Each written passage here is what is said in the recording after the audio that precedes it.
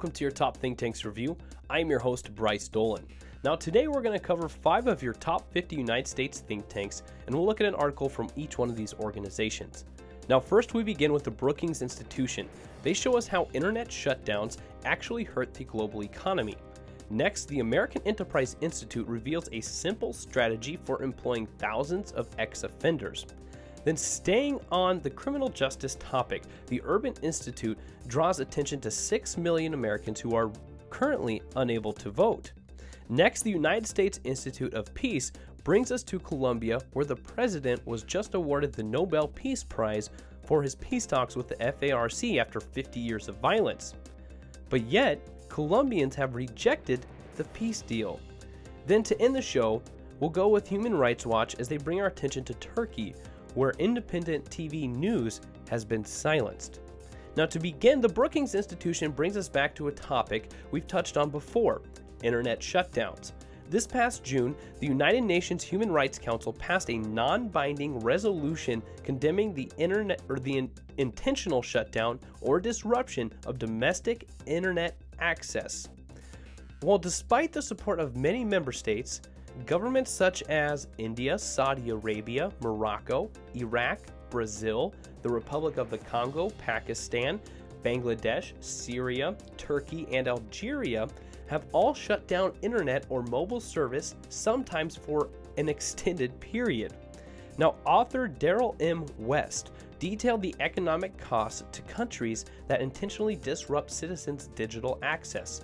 He found 81 short-term internet shutdowns that occurred in 19 different countries between July 1st, 2015 and June 30th, 2016, and estimated that such obstruction cost the global economy at least $2.4 billion US.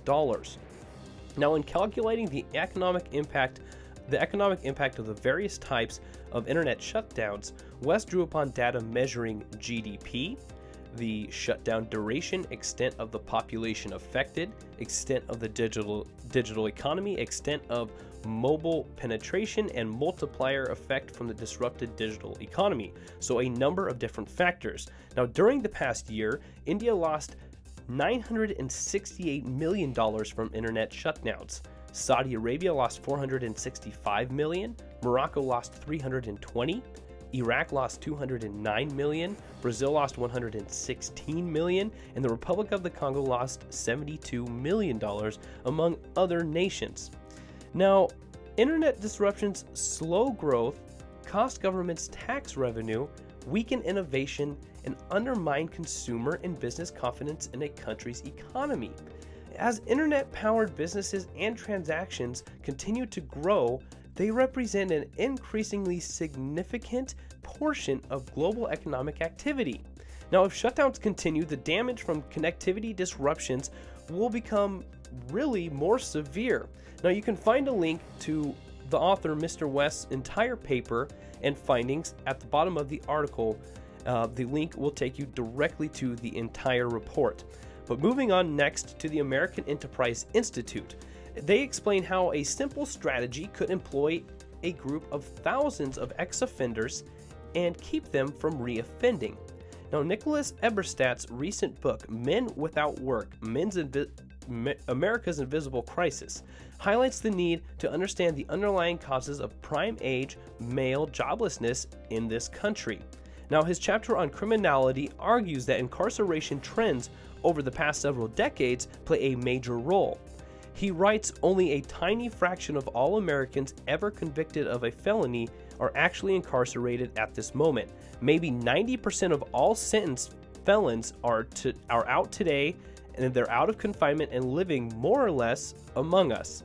Now, this means that the vast majority of people, mainly men, who have been incarcerated for a crime are out and in need of employment. Low education levels, limited hard and soft skills, and difficulty with family circumstances are highly correlated with past incarceration, placing ex-offenders at a particular disadvantage compared to other job seekers. Now, many states and localities have developed re-entry programs to address the difficulties faced by the formerly incarcerated, a number of which show positive impacts. But in a possibly overlooked study possibly overlooked study from last year, a simple intervention that focused on getting recent ex-offenders quickly into the labor market showed very large positive effects on recidivism for nonviolent offenders. Now, from the study, only 31.1% of nonviolent ex-offenders who received enhanced training were arrested during the 18 to 36 months in which they were tracked. Now, you're thinking, wow, 31.1% were arrested. That's a lot. But this compares with the 50% of similar participants who received the standard training. They also went through a similar process. They called it an intervention, which is basically like speed training, but the intervention did not work for everybody. The enhanced training did not work for everybody. The violent offenders actually had the same recidivism rates as the ex-offenders did who didn't take the enhanced training or the intervention. Or those with past drugs and a higher number of past arrests also did really not see any benefit or change from either route. Now, the impacts though for non-violent offenders as a whole were very impressive.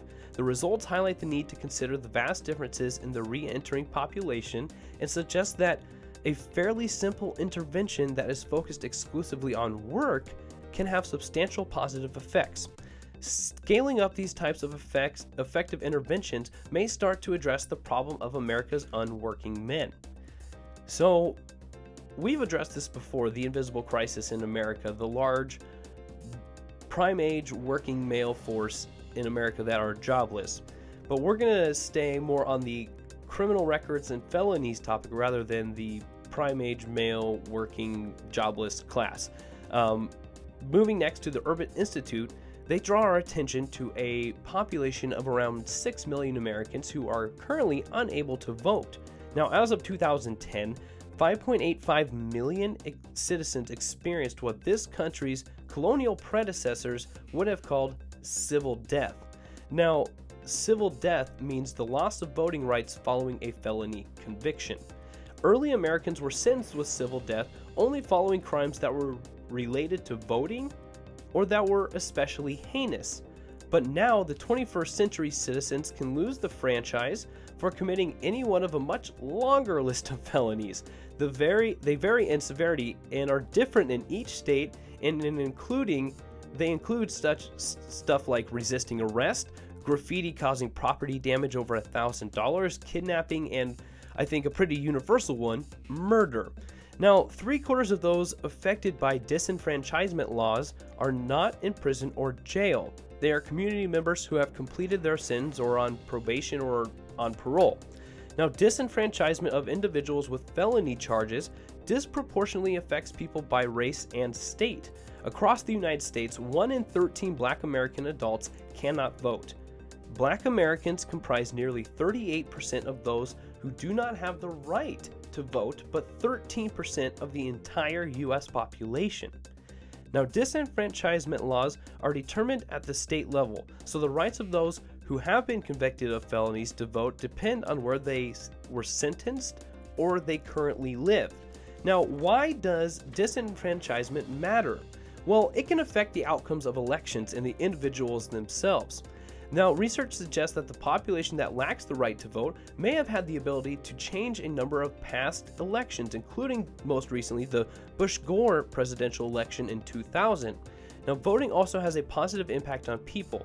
Civic participation, including voting, is a valuable component of successful reintegration for those returning to communities. Some evidence suggests that individuals with criminal records who vote after their first offense are less likely to commit additional crimes and be incarcerated than those with records who do not vote, actually. So people re-entering communities want to vote. In fact, 84% of respondents to a survey conducted in Ohio indicated they would vote if they were allowed. And Americans in the community support giving individuals with felony convictions the right to vote again. Now, currently, the right to vote is based on past mistakes, hinges largely on where one lives in this country. Now, is that something our society will continue to accept? Something to really mull over there, some food for thought. What's your opinion? But next, the United States Institute of Peace explains why Colombians have voted against the peace deal their government has made over the last 4 years with the FARC, the Revolutionary Armed Forces of Colombia.